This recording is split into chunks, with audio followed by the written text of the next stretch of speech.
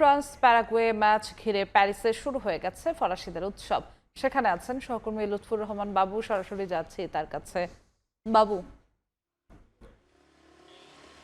এবারের বিশ্বকাপে অপ্রতিরোধ্য ফ্রান্সকে আজকে কি প্যারাগুয়ে রুখে দেবে, নাকি অন্যান্য ম্যাচের মতো আজকেও প্যারাগুয়েকে পরাজিত করে এবারের বিশ্বকাপের কোয়ার্টার ফাইনাল নিশ্চিত করবে ফ্রান্স? এটি আসলে এখানকার ফুটবল সমর্থক যারা রয়েছেন তাদের কাছে আসলে আলোচনার একটি বড় বিষয়। তবে এখানে একটি বিষয় মনে করিয়ে দেওয়া দরকার, অনেক কিন্তু অঘটনগুলো আমরা ঘটছে এবং ছোট ছোট অনেক দলকেও আমরা বেশ শক্তিশালী দেখতে পাচ্ছি। যদি শুধু একটিমাত্র ম্যাচের কথা যদি বলে, গতকাল আর্জেন্টিনা কেপ ভার্দের সাথে জয় নিয়ে মাঠ ছাড়তে তাদেরকে কিন্তু অনেক ঘাম জড়াতে হয়েছে। আর্জেন্টিনা কিন্তু বিশ্বকাপ চ্যাম্পিয়ন একটি দল।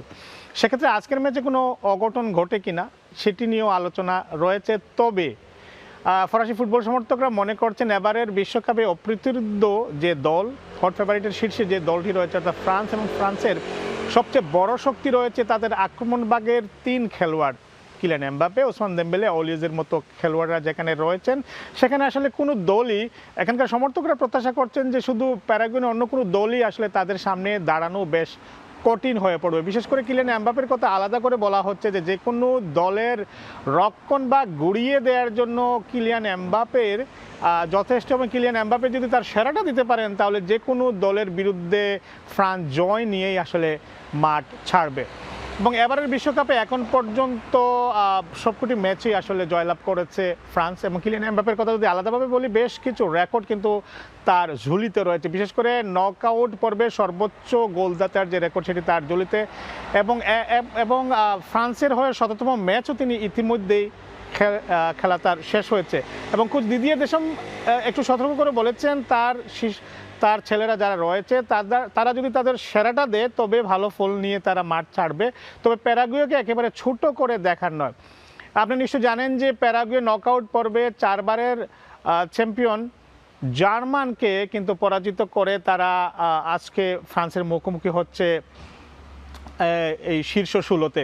সুতরাং প্যারাগুয়েও যে কোনো সময়ে কোনো অঘটন ঘটাতে পারে, তাদের পক্ষেও আসলে ফল নিয়ে যেতে পারে, এটিরও কিন্তু সম্ভাবনা একেবারে উড়িয়ে দেওয়া যাচ্ছে না। তবে যেটি আগেই বলছিলাম যে ফ্রান্স এবারের বিশ্বকাপে হট ফেভারিটের শীর্ষে রয়েছে, এবং এটি তারা ইতিমধ্যে প্রমাণিত করেছেন। তাদের যে খেলোয়াড়গুলো রয়েছে এটি এখন পর্যন্ত প্রমাণিত হয়েছে।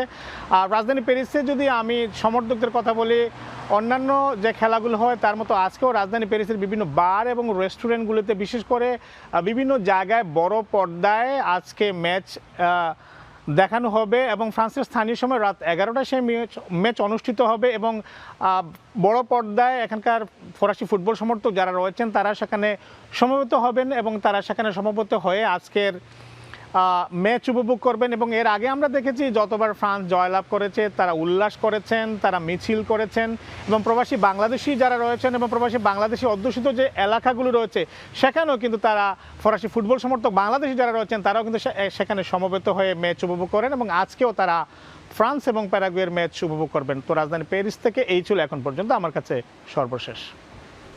সরাসরি যুক্ত ছিলাম ফ্রান্সের প্যারিসে।